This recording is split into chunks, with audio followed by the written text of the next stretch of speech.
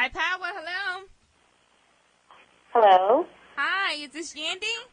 No, this is actually her publicist. She'll be on the line in 1 second. Okay. Okay. I'm here. Hi, Yandy. Hi, how are you? Welcome to the show. We're so glad to have you on. Thank you very much. I'm glad to be on. So I have dealt with you before, just working in the industry and booking Dipset for, shows and radio shows. How crazy is it now that you're calling me as a talent? Isn't that crazy? I know, that's crazy, right? It feels crazy, yes, girl. How has this transition worked out for you coming from the background and now in the forefront of the camera?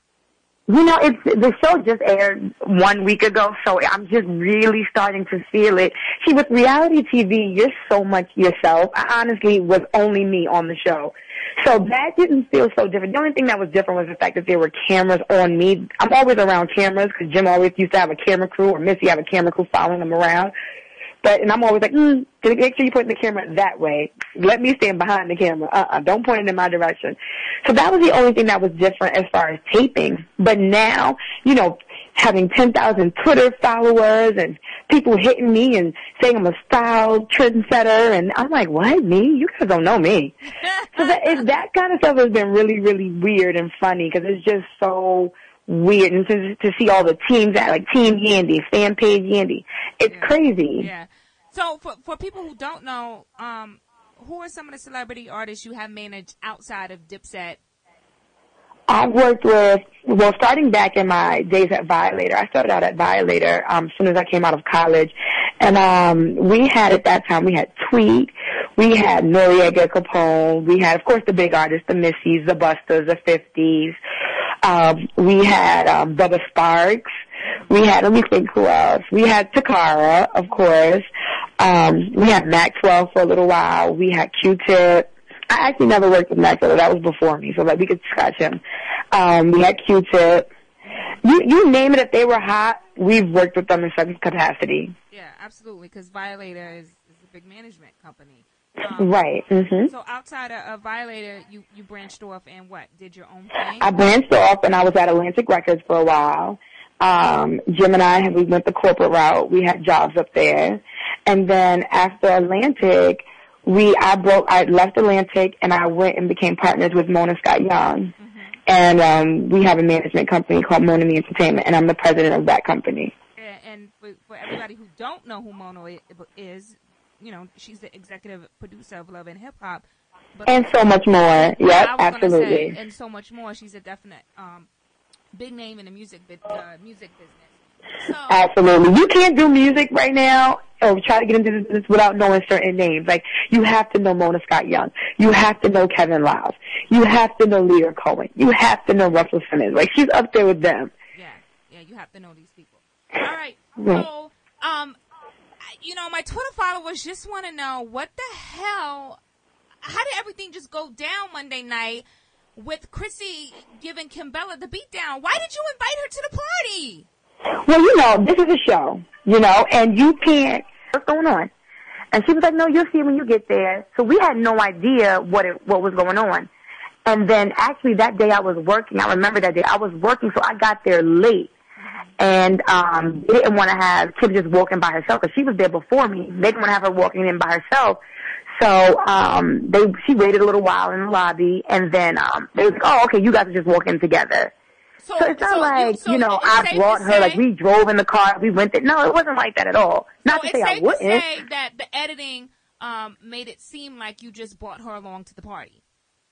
No, you guys didn't see when Emily invited both of us. She invited both of us at the same time. Oh, okay. Because I was like, she shouldn't have been there anyway. No. You guys gotta think that with everything, you guys see 30 seconds of snippets of, events. These events at my jury party, that was a 3-hour-long taping. Yeah. How long did they show my jury party? Yeah. 30 seconds? No, I get that part. All right. So let's get to the juice that everybody keeps tweeting about. Do you think that it was appropriate for Chrissy to stomp her out like that? Absolutely not. Absolutely. I mean, aside from that being the mother of Jewel's child and his girlfriend, I brought her as my friend. Mm-hmm. you know, and whether she was invited or she came with me, I've already made it clear to everybody that this is my friend. So I wouldn't, just like if I brought one of my friends to Chrissy's event, I wouldn't allow a friend of mine to disrespect Chrissy. Right. Yeah, you know what I'm saying? It kind of put you in a real awkward situation. It put me in a crazy position because at that point I was close with both of them. So I'm just like, and as you see me, like I'm standing up like, Chrissy, please don't do this. Like that's family right there. Don't do this. Whether you know him or not, we family. Uh-huh. So it just, you know, it just put me in a very awkward position. And if, you know, you guys don't know me, but my personality is, let's all be friends. It's too much money to get out there for us to be beefing. Yeah. Let's come together. Let's do what we got to do on a business front, and then we can figure out friends later. But what we're not going to do is we're not going to disrespect each other. So, you know, it just really put me in a crazy position. But let me ask you this, Yandy. Do you think that it was appropriate timing for Kimbella to come out and tell her that, you know, she's... I mean, honestly, I don't think there's ever an appropriate time for that. Whether you would have pulled somebody aside or you would have told them over drinks, whether you would have told them at a function, I think in the moment, again, a lot of that scene was cut out. It was a 2-hour long drinks and dinner. I mean, you know, whatever we had at Emily's hotel room. And the way it cut out, it looked like she says, I'm leaving him. And then Kim says, oh, well, let me tell you this.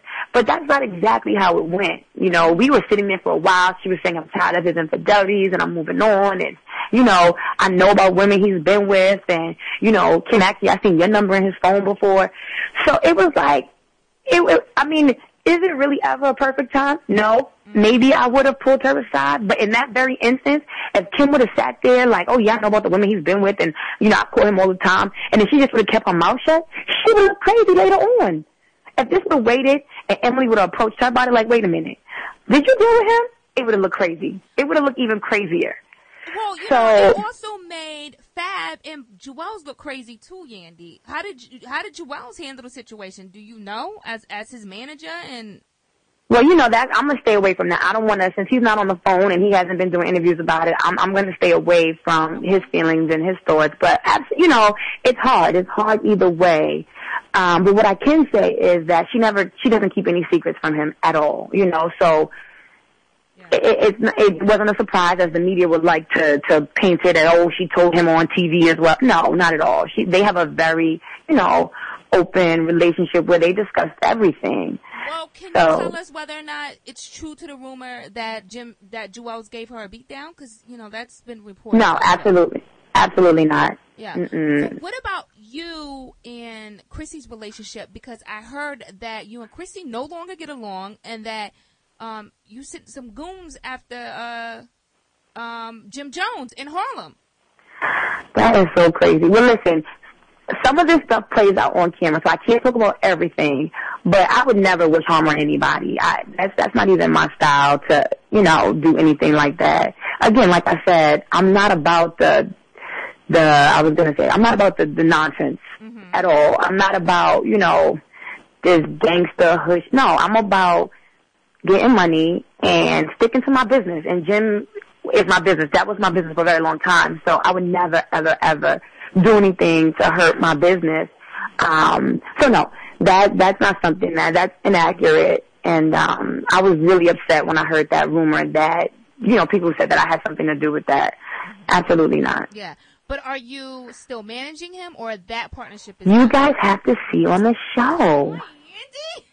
You have to see. See, there's certain things that if I spoil it for you guys, why watch it? Why tune in? Well, that means you just got to call us back and keep us updated. That's what that means. Well, there's going to be some stuff. After tonight, you might want to talk to me. But, yeah, there's going to be some stuff going on, and you'll see it, and you guys are more than welcome to call me anytime. Yeah, I'm following you on Twitter, by the way. What do you think about Mama Jones and her new record deal? Would you perhaps pick Mama Jones up as a client? You know what? The crazy thing is that is on the show as well. So you guys got to watch and see what happens with that. But I can say this. I love that woman as if she was my auntie. Love her. Love her. She used to bring me food when I did radio in Connecticut all the time. She's the bomb. Yeah.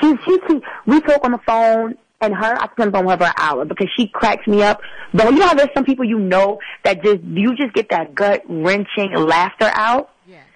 That's the type of laughter I get when it comes to her. Like, I can't even have a serious conversation. Even if we're talking about something serious, she always says something that's just so off the wall that you're like, huh, Ma? What you said?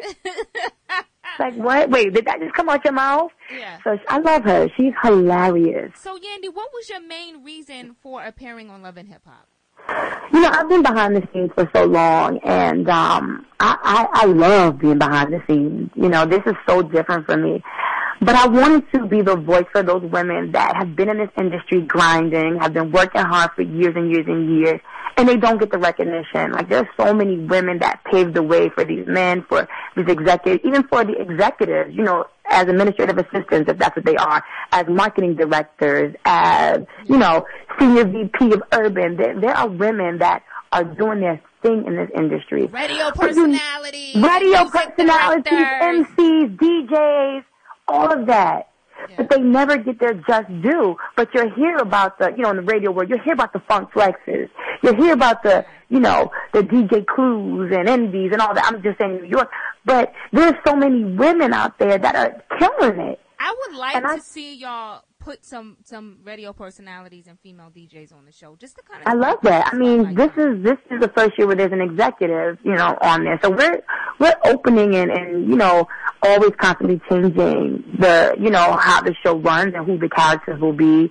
So that's a great, you know, that'll also be a great, you know, a great addition to it. But yeah, so and continue what I was saying, I just felt like there's women out there. There's a story that needs to be told about these women that are behind the scenes. You know, you have and I love her. You have the Evelyns of the world.